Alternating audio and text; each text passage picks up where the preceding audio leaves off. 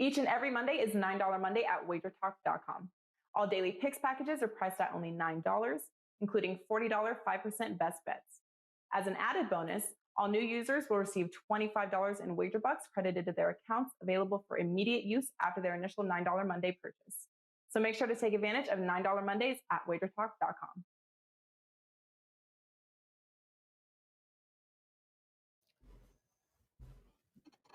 Hey guys, welcome in and a very happy Monday to you here, January the 17th. And we've got college basketball on our mind here. Certainly hope it was a profitable weekend for you. If not, the beauty of Mondays is we get started all over again, and plenty of college hoops, including a Big Ten matchup underway right now as we're coming to you live in the Big Ten. We'll get you caught up with what's happening with Illinois and Purdue. Plus, we'll take a look at 3 games here today on an exciting card. We're going to do it, of course, with 3 of the finest here. No better way to kick off the week than with Drew Martin, Adam Trigger, and Tony Mejia, all in action here today, ready to go. And as customary here, $9 Monday, guys, at WagerTalk.com, which means all 3 of these gentlemen have their best bets available for $9 over at WagerTalk.com. Visit Drew, visit Adam, visit Tony Mejia, guys, and let's kick off the week on the right note. Now, before we start on these games today, let's take a look back, if we could, quick, because on Mondays, we always like to take a snapshot of what we just witnessed here over the last week in college hoops. And Drew, I'll come to you. Tell us what's locked and loaded over at WagerTalk.com for you today, and tell us about something, a team or teams, something that you learned here this past week. Sure, Joe. Yeah, I like this section. A little, what did we learn? That always helps sports bettors out there. I mean, first off, at Wager Talk, guys, it's been good, and got one circled for tomorrow in terms of big client play. So look out for that. In terms of what I bet, I'm actually going to give it out on today's show. So stay tuned for this. We got some good games coming up. But Joe, what I learned, of course, last week talking about the Auburn Tigers, look out for them, maybe a future there. They were plus 400 to win the SEC. That number is long gone. And in terms of what I'm going to use this week, what did we learn to kind of find more winners than losers going forward? Going to stay in the same division, that SEC West. Also stay with the Tigers, but talk the LSU, little go Tigers here. Guys, look out for this defense. One, their point guard is a little bit banged up, and we've seen them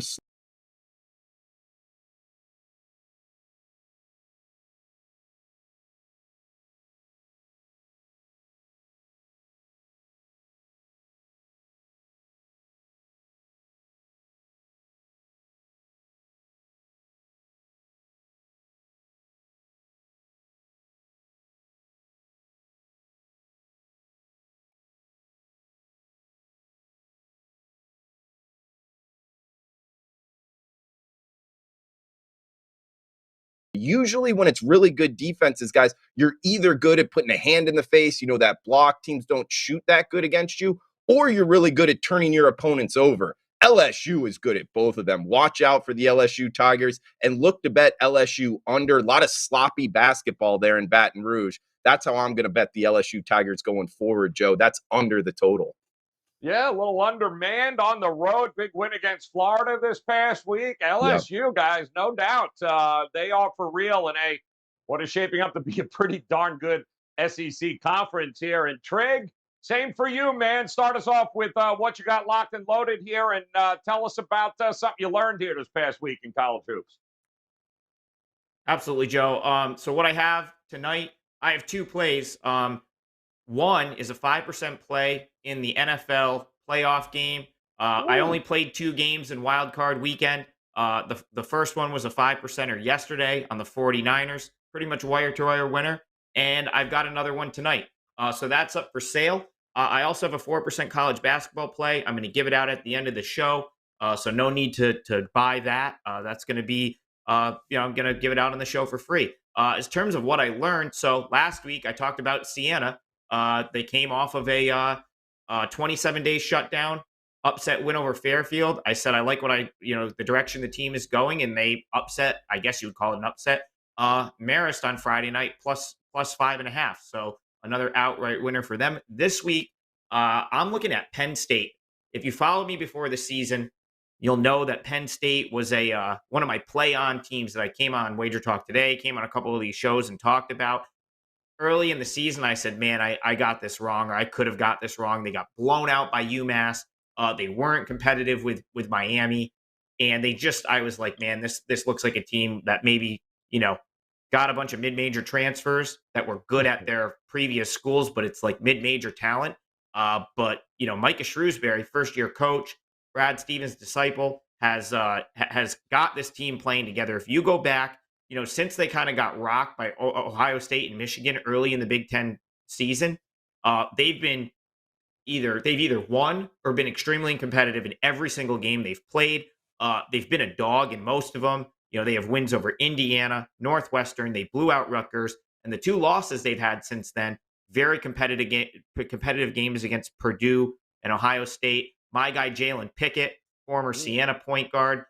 He was someone that I really expected to thrive at Penn State. I think he's got 9 straight games where he's in double figures, and like 7 of those he scored 15 or more. Penn State is going to be competitive this year. I think they're going to be in every game. I think they're going to continue to be undervalued. I think there's going to be a lot of good opportunity to bet on the Penn State Nittany Lions in Big Ten play going forward. All right, good stuff there. Got a little healthier. That was so close, but it was a cover yesterday against Ohio State. Great job by them and whoever backed Penn State yesterday. Tony Mahia, my friend, talk to us here at $9 Monday at WagerTalk.com. I know you're locked and loaded here for the day's action, but tell us about that, and also give us something you learned here over the last week in college hoops. Hi, everybody. I hope everybody had a great weekend.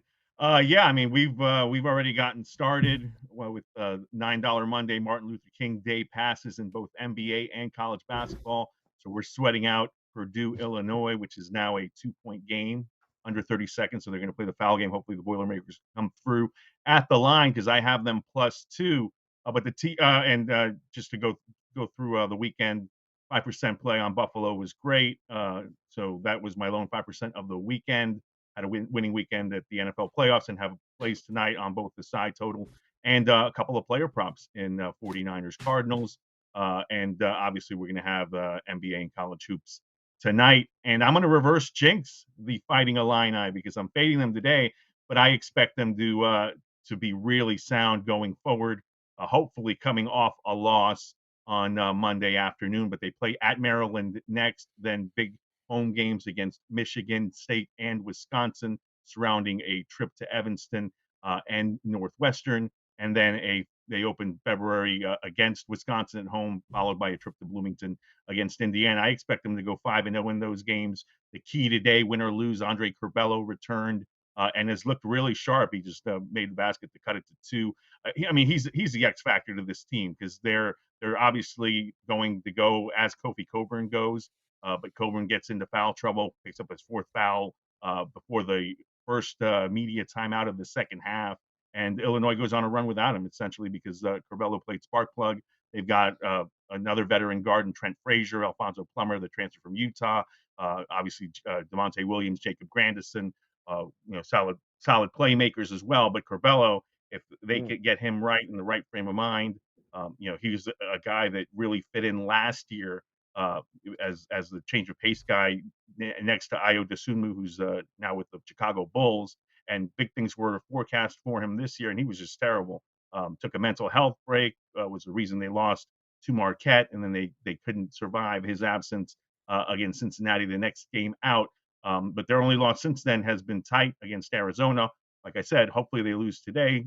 Reverse jinx, fully engaged, but I expect the Illini to be a factor going forward. If they do lose today, would only be their first Big Ten loss. So eye on that one, which will hopefully go well over the next 30 seconds, and then a very big slate and a big week in college hoops. Fingers crossed, man, as they are down to the final seconds there. Illinois and Purdue, a Big Ten battle. We'll keep you posted there on the final. And now it's time. Oh, sorry. All right, so here we go, guys. Let's start off today's slate with a little Mountain West action going on. How about Wyoming taking on Nevada here? Opened up at 2.5. I think I'm still seeing 2.5 for Nevada. I'm also seeing 150s. at 150.5. So not a whole lot of movement one way or the other here, Drew.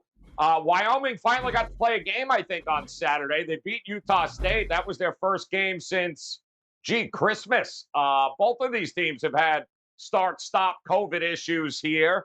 But now Wyoming trying to keep it rolling against Nevada, who grinded one out against Air Force. What do you think, man? The right team favorite here in your opinion? No, Joe. Actually, I think the wrong team is favored. I like the Wyoming Cowboys here. A couple reasons why. One, I think you were spot on with your tee up there, Joe, in terms of the COVID pause. Kind of being a situation to look out for with both of these two teams. Wyoming, even more importantly here, since Christmas to January 15th, guys, they didn't play a game. They had this COVID pause. They were under 7 players for a majority of it. And then they came back. I could have used this in, what did we learn? But Wyoming coming back, going on the road to Logan, Utah, playing Utah State, which is a good team in the Mountain West, and winning outright as the underdog. That showed me a lot. This Wyoming team with a full roster, Joe, is a really talented team, an outside shot to make the tournament, in my opinion. And they play the type of profile on offense where their best player is their point guard. Hunter Maldonado, he's 6'7", he's out there, he's the top scorer. He's really good. And this Wyoming team is top 10 in 2-point percentage on offense. They're top 10 in offensive steal percentage. So in terms of, that's, by the way, top 10 in the country. Very efficient in the categories that matter on offense. They're not going to kill themselves. And on defense, they guard the 3-point line very well. That's top 10 3-point defense. And they're number 12 in the country in field goal defensive percentage against. So they're playing really good defense, really efficient offense. They're 12-2 straight up. They've also been money makers, 9-4 against the spread. So a lot of people look at the COVID pause and they think, man, I'm not betting on this team. Well, I actually think Wyoming is a little bit buy low here. I say buy low. They've been a money maker, but with only one game back, I actually think they're riding under the radar, Joe.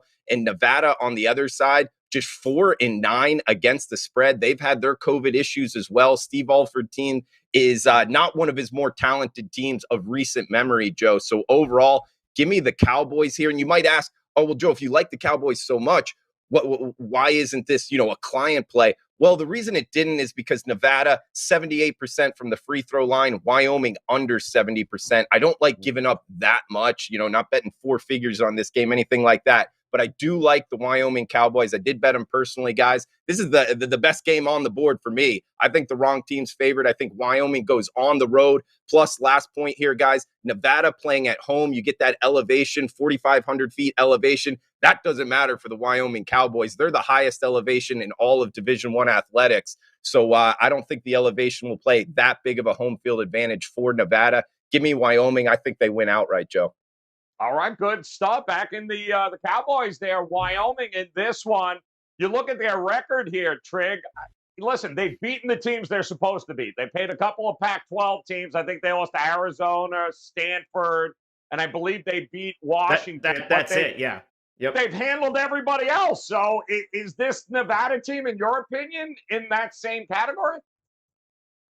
Couple things here. So one, I don't know that Wyoming is a better team than Nevada. Like long term, when we get to the end of the season, will Wyoming be better than Nevada? Probably not. But right now, like Wyoming's really good. They just seem to like do no wrong kind of this team. Jeff Linder's done an awesome job there. And really for me, it's like I would normally look to back Nevada here. Okay. I actually think the number's a little short. I probably would have made this more like Nevada -4, Nevada -4.5. I actually think this is a buy low spot for Nevada in theory, because Nevada for me coming into the season was a team I thought could win the Mountain West. Wyoming for me, coming into the season and kind of every year, team I look to try to get, back at home and fade on the road. But I'm not going to get involved here because I think this Wyoming team is far better than Wyoming teams we've seen the past few years. And I still think Nevada has a few issues, even though they're winning games. But the Boise State performance was really concerning to me at home. They just got run out of their own gym by Boise State. So for this one, I would have the slightest lean to Nevada here because I really think that this is Wyoming at its peak. Nevada, kind of buy low. I think you're going to want to probably play on Nevada going forward, and you might want to look to fade Wyoming a little bit just because I feel like they're sort of overheating. But for this particular matchup tonight, Nevada needs to show me a little bit more in a game like this before I'm comfortable backing them, and especially before I'm comfortable backing them as a favorite. So I have a slight lean to Nevada for the spot here, but not going to make my card. So what do you think here, Tony? Because it was an interesting game against Air Force, too. They were laying 9.5, somewhere in that ballpark. And I watched the first half, and Nevada couldn't hit a three-point shot. I mean, they couldn't hit water if they fell out of a boat. It was awful. They took, I think they were 4 of 15. And then they come out in the second half. I don't think they took 5. They went completely inside and really ran away with it at that particular point. So I love the adjustments. Do you think this Nevada team at home here is the right side tonight? Yeah, I'm going to stay away from this one, but certainly Steve Alford did make those adjustments. They haven't been as good as their potential should force Nevada to be in terms of competing for the Mountain West title. They've kind of been a middling team in that league, and the Air Force game was a prime example because they really struggled in that game. And then that was coming off a 15-point loss to Boise State, which is not one of the better Broncos teams that they've had over the last 5 years or so. They go as Grant Sherfield goes, and he's a little streaky.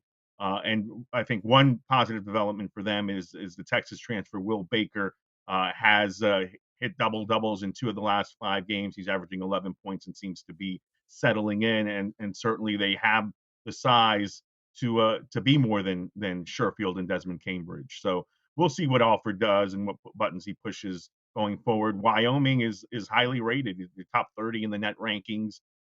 Really efficient offense. The numbers back that up. They're going to want to keep Nevada from pushing and getting in a rhythm in this one and run their offense efficiently. Hope that in this contest, EK gets going inside and is able to get some of Nevada's size neutralized due to foul trouble. So the Cowboys just beat Utah State after 2 weeks off due to COVID. We'll see playing a second game in 3 nights whether their legs hold up. But again, too many variables here for me. I agree with Drew though that by rankings wise, Wyoming probably could be favored in this game, if not for the fact that typically you fade the Cowboys and ride Nevada based on what we've seen over the last few seasons. But Alford's teams haven't been as good as Eric Musselman's teams are, and I think this particular Wolfpack team is a little streaky. So I'm going to stay away from this contest altogether.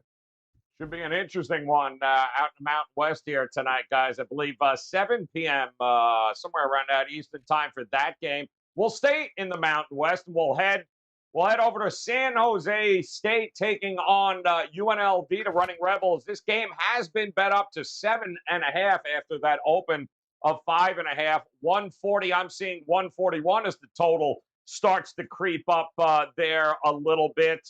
San Jose State could have played the game twice there, Trig, against Colorado State, and they still wouldn't have won it. That was not a great performance. Colorado State kind of just bulldozed them there, 78-42. But UNLV, tough game, tough loss against a really good Fresno State team here. So do you like them to bounce back? Which one of these teams do you like to bounce back tonight? Well, Joe, first, Friday night, I was at my friend Chris Thurston's house. You watch The Hustle, you know who that is. And I watched every single minute of UNLV Fresno State, the Drew Martin Degenerate special there. It was on at 11 p.m. So we were obviously up watching it. And I kind of feel about UNLV how I felt about them coming into the season. This team's just all over the place. Okay, I said coming into the season, this would be a Herculean effort for Kevin Kruger in his first year to get this team to gel and play together. It's all transfers. It's a lot of guys that just kind of they're one-on-one than they are in an actual team. And I still kind of feel that way. Felt that way watching them against Fresno State. There's just no way. I know it's San Jose State. I know they've had a couple of real lopsided results of late. There's no way I'm laying this number with UNLV on the road. guess it's tough to be confident with San Jose State. You look at their last 3 competitive games, 22-point loss to Santa Clara, 20-point loss to Fresno, and I can't even do the math in my head on this next one. I think it's 36. They lost to Colorado State by. Woo. So, yeah. So, I mean, honestly, I think it's almost too easy here to look and say, okay, like UNLV laying like what I think it's like 7 or 8 now, and it's creeping up. I think that's just like you're going to get a lot of people look at that and say, okay, I'll lay it with UNLV. This UNLV team is not a great basketball team. They have some redeeming qualities. They have some good individuals, but I think they shoot close. I think it's 288th nationally. They shoot from the field. I noticed that when I was watching the Fresno State game on Friday. They take a lot of bad shots. They do have some shot makers, specifically Bryce Hamilton. But man, you can't, in my opinion, you can't lay this number, especially where it's at now, on the road with UNLV. You would have, you have some stones to take San Jose State here. But for me, it'd be take the points, or I would move on and look for another game. So the market is continuing to back UNLV at this particular point, 5.5 to 7.5 on the road. And he's right; they're all over the place. I mean, they shot horrifically in the first half against Fresno State, and then they couldn't miss in the second half. So, what do you do with these two teams that have kind of been up and down all year? Yeah, I mean, I think the challenge for Kevin Kruger was a substantial one, just to get all these transfers to mesh. I like Royce Ham a lot. He got into foul trouble, trying to contain Fresno State's top player, and I think he's the key to it all. When they have him out there, his versatility and his ability to take some pressure off Bryce Hamilton and Donovan Williams is key. I like Jordan McCabe, the West Virginia transfer, and I think Kruger will figure it out. To me, this is UNLV or pass, and I'm going to wait to see if San Jose State's top big man, Ibrahima Diallo, the Ohio State transfer, is going to play. Hasn't played since December 6th, considered questionable due to a knee issue. If he's not out there, I'd push the button on UNLV. Simply put, I'm not going to bet a San Jose State team whose top 5 of their top 6 players all shoot under 70% from the free throw line. It's just a team that's not very talented. Tim Miles probably gets the job done there at that level over the course of time, but he's inherited this team, and they just don't do much for me. So this is a UNLV or pass situation. So it's funny, Drew, and you notice we've talked about it in the past. When you have when you're going to lay on a road team here in a favorite, well, UNLV just about 80% from the free throw line, and those are going to come in handy if you're trying to cover a 7.5-point spread, because San Jose State is number 328th in the country in free throw percentage. Eesh. Who are you leaning towards in this one at the 7.5 number? Yeah, that's a good point, Joe. You always got to keep that in mind, guys. Free throw percentage is always important, but especially around, this 6, 7, 8 number. That's like where the foul fest is kind of prime in these conference games. In terms of the handicap, Joe, is the 9 p.m. Eastern, so a little bit later on the slate. And you bring up the free throw percentage for the Spartans, and it's bad. And it's a bad team, 0-2 in the Mountain West. Trig touched on it a little bit, losing to Fresno State by 20 points, getting blown out of the water, non-competitive against Colorado State. So a bad team that doesn't hit free throws, man, that is just almost just a type of profile I really have just kind of learned not to bet on. So then you look at the UNLV side.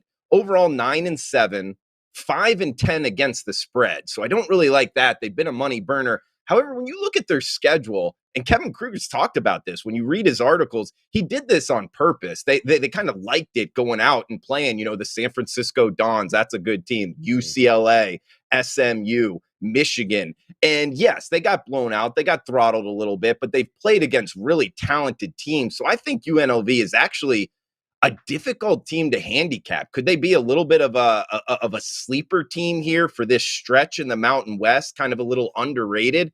I actually think they could be. They got two guys that can score the basketball, Joe, and Donovan Williams and Bryce Hamilton. They played this tough schedule. They've also dealt with big COVID-19 issues. But the last two games, they've had a full roster, 14 players ready to rock. Kevin Kruger talked about it. This is kind of the first two games all season long that a full roster has been ready to go. They played a lot better basketball. So you start talking about buying low. And I know it's -7 now, so you don't really equate -7 with buying low on a team. But the way that this season's kind of set up for UNLV, I actually think we are buying low. Give me the Rebels, Joe. I like this play. I like this play a lot. I bet it -6 last night. I still like it at -7. I wouldn't be surprised if UNLV kind of blows them out. San Jose State is low, guys. They're arguably the worst team in the Mountain West. So when you bet against some of these teams that are really bad, sometimes that can be huge money makers. Give me the Rebels. I think the Rebels go on the road and blow them out. 20+ points, Joe. I wouldn't be surprised. All right, expecting a blowout here. Well, not live by the 3, die by the 3, and they're not that great there. So 9:00 Eastern time, like Drew said, we've got one other game we're going to take a look at. And if you happen to hear Tony Mejia screaming at any point, it's because it's tied in overtime right now with Purdue and Illinois, and we'll see if they come out victorious. But let's look at the Mo Valley here with Drake taking on Southern Illinois. 1 was the opening number. That has been bet up to 2 for Drake as the road favorite here, 130.5. Not a whole lot of action with the total. So Tony Mejia, kick us off here with this Drake squad as a road favorite taking on the Salukis. Joe, I'm a professional, so you're not going to see a peep out of me unless Purdue would have won that game by going to the rim, as they should have gone at the end of regulation, and as they should have gone at the end of overtime, the first overtime, because now they're heading to the second one. I don't know what the hell they're doing. Matt Painter had a timeout after to set up the first play, and then Jaden Ivey had the ball in his hands to go, and both took terrible shots. So now double overtime, and I'm annoyed. Look, we got Southern Illinois and Drake in this one, and you have to know if Tank Hemphill is going to play for Drake before pulling the trigger here. He's questionable. Missed Wednesday's win over Illinois State. Tucker DeVries, a freshman who plays a lot for that team, also suffered an ankle injury in that game. The Salukis have been much improved this season. They're coming off a 1-point loss to Northern Iowa. They've lost 2 straight, but certainly they have a nice amount of talent.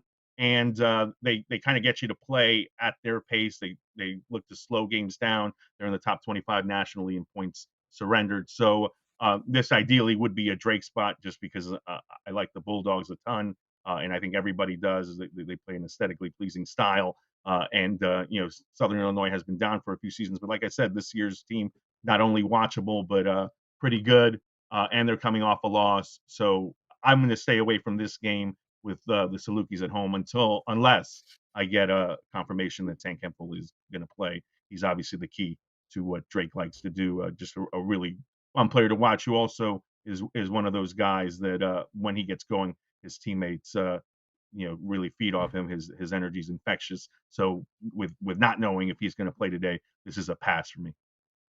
So there's no doubt Drake has been in the marketplace, maybe a little overvalued there, Drew. They're not great against the number here. They're 1-1 in conference play, and yet they're being bet up on the road. Do you trust Drake to get the job done in this matchup? I really don't, Joe. I mean, to your point, not good against the spread, and that's putting it lightly, Joe. 3-11. Oh my gosh. Hopefully you haven't been betting Drake each and every game, because you're probably out of a bankroll by now. And looking at the other side, in the Salukis from Southern Illinois, one of the better mascots, in my opinion, in all of college basketball. 9-7 straight up, 8-7 against the spread, not nearly as bad.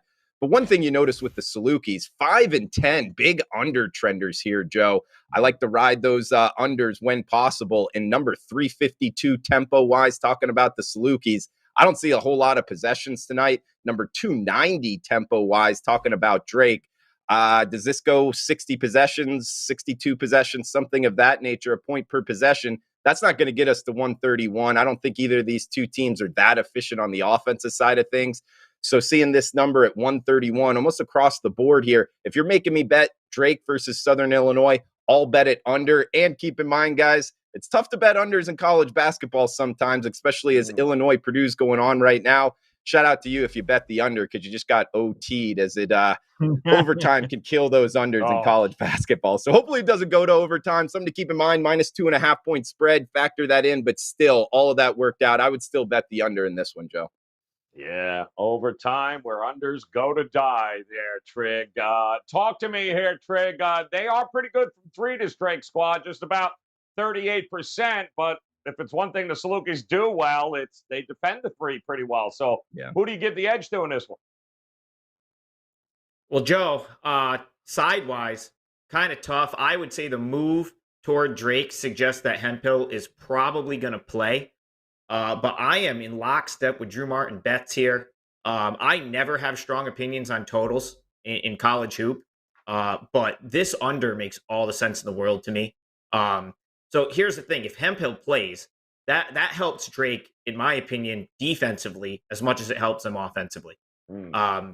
And Southern Illinois, we know, plays, not only do they play at an extremely slow pace, play at an extremely slow pace, but they're really good at dictating the tempo. And I think the fact that Drake has been horrible against the number, listen, this Drake team, this isn't the Drake team from last year, which I talked about sort of earlier in the season. And I think Southern Illinois can slow Drake down here, and I don't think Drake has the scoring in that type of half court style game.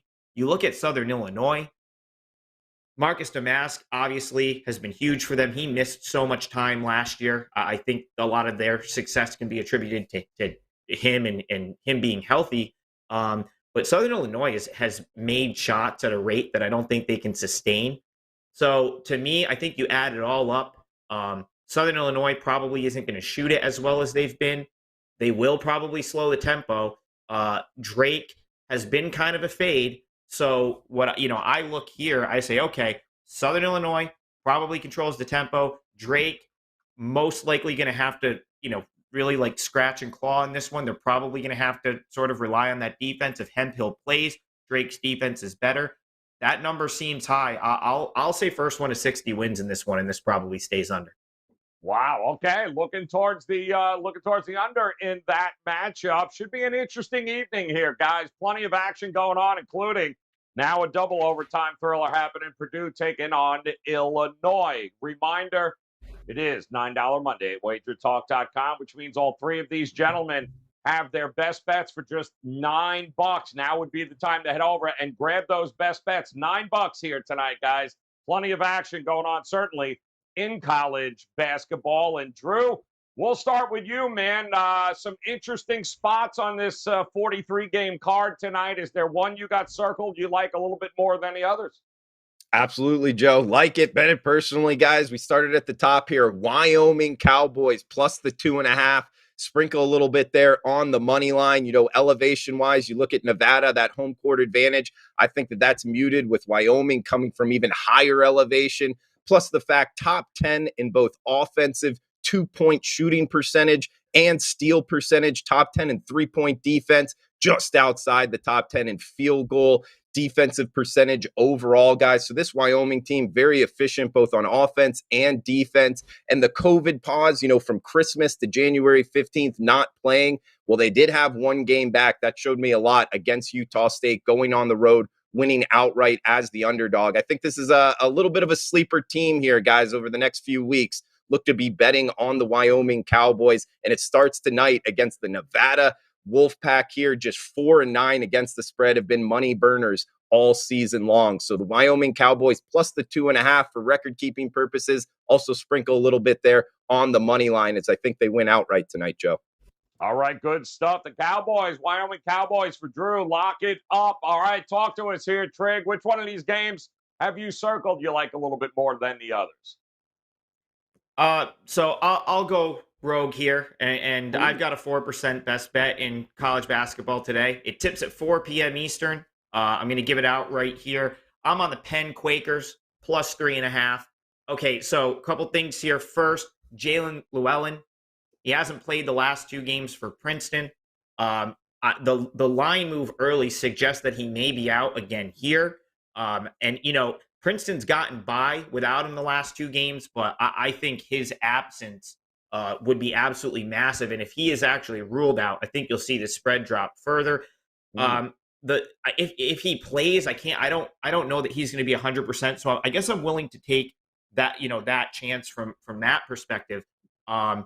But, if he's not 100%, that really hurts Princeton on both ends of the floor, since he's one of their better perimeter defenders as well. Something about the Ivy League that, has been a point that's come up, and I totally agree with this. They, the road teams have so much value in these Ivy League games because there's no fans, and there's like pretty much no travel in the Ivy League. Like, all these schools are a bus ride away in the Northeast. So you almost have the home court advantage pretty much eliminated. And I kind of see that being the case here. Penn has been a team that, I'm kicking myself. They were on my short list for the weekend against Dartmouth. They ended up covering that game. They're a team that I felt has been better than the market has had them almost all season.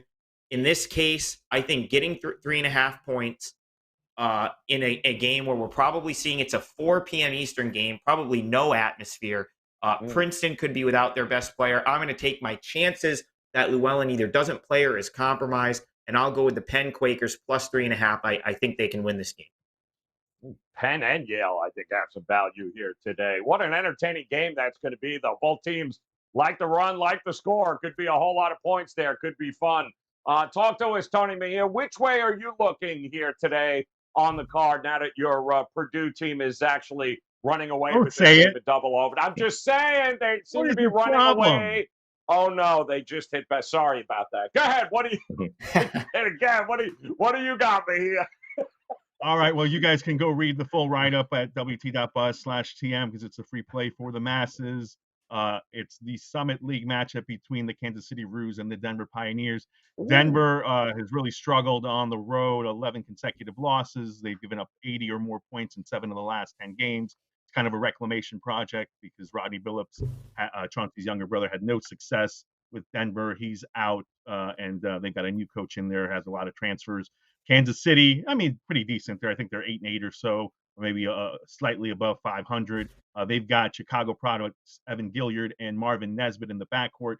Gilliard is a name that you should know. He played at both UTEP and New Mexico State, and he's one of those flammable guards that can really get going. I think those guys put this game away at the line. Spread is 8. I think they win by double digits.